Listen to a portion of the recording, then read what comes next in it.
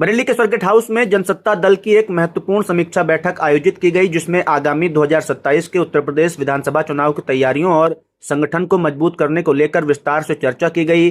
बैठक में पार्टी के युवा प्रदेश अध्यक्ष बलवीर सिंह समेत प्रदेश स्तर के कई पदाधिकारी मौजूद रहे। इस दौरान संगठन के विस्तार और कार्यकर्ताओं की जिम्मेदारियों पर भी विचार विमर्श किया गया। बैठक में पार्टी नेतृत्व ने स्पष्ट किया कि जनसत्ता दल साल 2027 के विधानसभा चुनाव में पूरे उत्तर प्रदेश में अपने प्रत्याशी उतारने की तैयारी कर रहा है और इसके लिए अभी से संगठन को बूथ स्तर तक मजबूत किया जाएगा। बैठक के दौरान संगठनात्मक विस्तार के तहत सोनू ठाकुर को जनसत्ता दल का जिला महामंत्री नियुक्त किया गया। उनके मनोनयन पर पदाधिकारियों और कार्यकर्ताओं ने उन्हें शुभकामनाएं देते हुए संगठन को और मजबूत करने की उम्मीद जताई। इस मौके पर जिलाध्यक्ष राजेश प्रताप सिंह, युवा जिलाध्यक्ष विपिन चौहान, पंकज राजपूत, वंश राजपूत, भूपेंद्र पाल, अतुल मिश्रा समेत पार्टी के अनेक पदाधिकारी और कार्यकर्ता मौजूद रहे।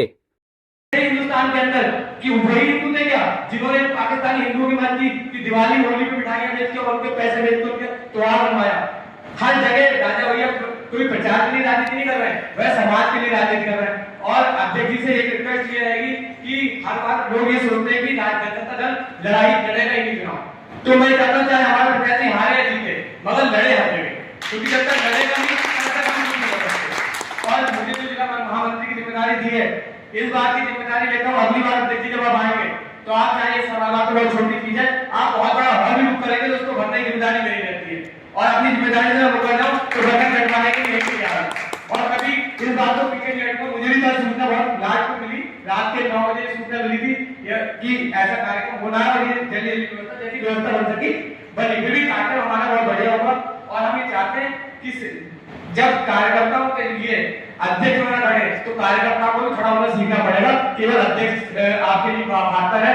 मैं देखता हूँ किसी गांव में आप जाइए, आप 100 लोगों की बात करिए, मगर जब आप कहेंगे ना कि 10 लोगों के लिए वहां चल के आप लोग लड़ाई लेने को आदमी कहता अरे यार मैं परेशानी में रह लूंगा, क्या दिक्कत है, क्यों जाऊंगा वहां। अधिकतर लोग शिकायत तक नहीं करना चाहते हैं। अभी आपकी रोड टूटी पड़ी हो 10 दिन आप गड्ढे में से निकल जाएंगे, वहां शिकायत नहीं करेंगे। कभी कोई लड़के देखा किसी ने? मैं ये कहना चाहता हूँ कि आप आवाज उठाइए, आपकी आवाज के साथ आज नहीं खड़े होंगे कल खड़े होंगे। और राजा भैया की पार्टी एक ऐसी पार्टी है, अगर चुनाव अगर यूपी के अंदर लड़ती है तो हम ये कहते हैं अगर हम सरकार नहीं बना पाए तो गठबंधन हमारे बिना गठबंधन की सरकार कोई और नहीं बना पाएगा।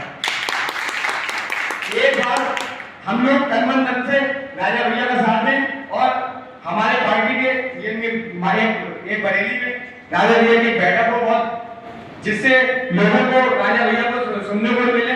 लोग देखना भी चाहते हैं जिन्होंने दिल से माना है और लोग दिल में बसाए हुए राजा भैया को। मगर बरेली में जगह अदरवाइज मैंने देखा कि राजा भैया के कार्यक्रम कई जगह नहीं होते। अभी मैं उत्तराखंड में गया था तो उत्तराखंड में भी राजा भैया की फैसला जो थी वो बहुत बढ़िया थी कि लोग वहां से आना चाह रहे थे केवल और प्रतापगढ़ में ले चलिए और मैं कहते कभी आएंगे भी या नहीं आएंगे, तो ये भी बहुत जरूरी है। और बाकी सभी कार्यकर्ताओं से मैं ये कहूंगा कि आज के बाद अगर जनसत्ता चलकर आप प्रदेश अध्यक्ष के पास तक जाना है, जिलाध्यक्ष के पास जाना जब आपका जिला मंत्री महामंत्री काम ना कर पाए, अगर किसी थाने चौकी से लेके कहीं भी किसी विभाग में अगर काम नहीं होगा तो मैं वहां लड़के चाहे वहां लड़ना पड़े, चाहे मारना पड़े, चाहे जेल जाना पड़े, तो काम आपका जरूर होगा। अगर आपका काम नहीं होगा तो काम फिर उस अधिकारी का भी नहीं होगा।